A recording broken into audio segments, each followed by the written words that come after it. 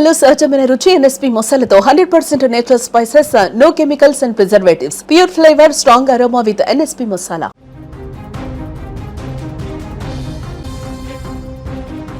ఆముదం గింజల నుంచి రైసిన్ అనే విషయం తయారు చేసి దాన్ని ప్రసాదంలో కలిపి అమాయకుల ప్రాణాలు తీయాలని భావించిన హైదరాబాద్కు చెందిన ఉగ్రవాది అహ్మద్ మొహియుద్దీన్ సయ్యద్ను అరెస్టు చేసిన సంగతి తెలిసిందే. ప్రస్తుతం అతడు గుజరాత్లోని సబర్మతి జైల్లో ఉన్నాడు. ఈ క్రమంలో కీలక విషయాలు ఒక్కొక్కటిగా ఇప్పుడు వెలుగులోకి వస్తున్నాయి. జైలులో ఖైదీలు కొందరు అతడిపై దాడి చేసి చితక బాదారని తెలుస్తుంది. ప్రస్తుతం జైలు శిక్ష అనుభవిస్తున్న ఇస్లామిక్ స్టేట్ ఖోరాసాన్ ప్రావిన్స్ సంబంధం ఉన్నటువంటి ఉగ్రవాది డాక్టర్ అహ్మద్ పైన జైలు లోపల దాడి జరిగింది.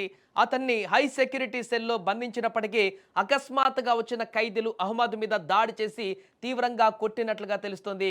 ఇక ఈ క్రమంలోనే ఖైదీల మధ్య దాడి తీవ్రంగా జరిగిందని, అహ్మద్ను ఖైదీల నుంచి విడిపించేందుకు, అతడి ప్రాణాలు కాపాడేందుకు చివరకు పోలీసులు జోక్యం చేసుకోవాల్సి వచ్చిందని కూడా అధికారులు తెలిపారు.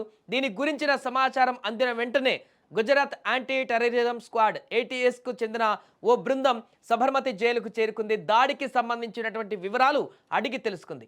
అసలు దాడి ఎందుకు జరిగిందనేటువంటి అంశంపైన దర్యాప్తు ప్రారంభించారు. అయితే దేశభక్తి కారణంగానే అహ్మద్ పైన తోటి ఖైదీలు దాడి చేసినట్లుగా అనుమానిస్తున్నారు. దీంతో అతన్ని ఆ ప్లేస్ నుంచి మరొక ప్లేస్కు మారుస్తారా, లేకుంటే అక్కడే పకడ్బందీ సెక్యూరిటీతో ఉంచుతారా అనేది తేలాల్సి ఉంది. ఏదేమైనా కూడా జైలులో కూడా అక్కడ ఉన్నటువంటి ఖైదీలు కూడా ఇలాంటి ఉగ్రవాద చర్యలను, ఉగ్రవాదులను సహించేది లేదనేటువంటి విషయాన్ని, అంటే ఇక్కడ అనుమానిస్తున్నటువంటి విషయాన్ని బట్టి చూస్తే, ఒకవేళ అదే కనుక నిజమైతే దేశభక్తి కారణంగానే అహ్మద్ పైన తోటి ఖైదీలు దాడి చేసినట్టుగా ప్రస్తుతానికి అనుమానిస్తున్నారు ప్రాథమికంగా. ఒకవేళ అది నిజమైతే, అంటే తోటి ఖైదీలు జైల్లో మన దేశంలో ఉంటూ ఇక్కడ చిన్న చిన్న నేరాలకు పాల్పడ్డటువంటి తోటి ఖైదీలు కూడా ఇతర దేశాల నుంచి వచ్చి మన దేశం పైన దాడి చేస్తే, లేకుంటే ఉగ్రవాదంతో మన దేశ ప్రజలని చంపేసేటువంటి ప్రయత్నం చేస్తే ఆ ఖైదీలు కూడా వారిని విడిచిపెట్టేటువంటి ప్రసక్తి లేదు. ఆ ఖైదీల భరతం పట్టేందుకు కూడా, ఆ యొక్క ఉగ్రవాదుల భరతం పట్టేందుకు కూడా ఖైదీలు పూనుకుంటారు అనేటువంటి ఒక సందేశాన్ని ఇచ్చినట్టుగా కనబడబోతుంది. ఇది ఒకవేళ ఇది నిజం కనుక అయితే, ప్రస్తుతానికైతే దాడి జరిగింది, కానీ కారణం ఏంటనేది తెలియాలి.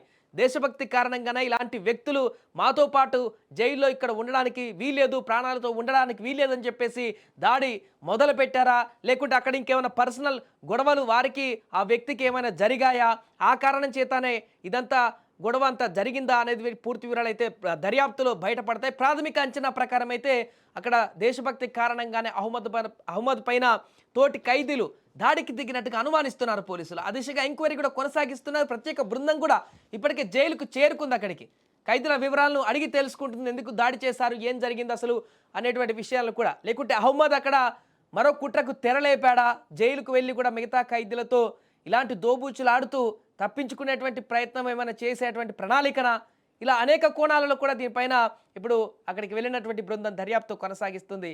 ఏదేమైనా కూడా ఇలాంటి ఉగ్ర చర్యలకు పాల్పడేటువంటి వ్యక్తులు జైలులో పెంచి పోషించేందుకు ఆస్కారం లేదు వారికి అనేటువంటి ఒక విషయాన్ని అయితే అక్కడ తోటి ఖైదీలు కూడా దాడి ద్వారా స్పష్టం చేసినట్టుగా కనపడుతుంది.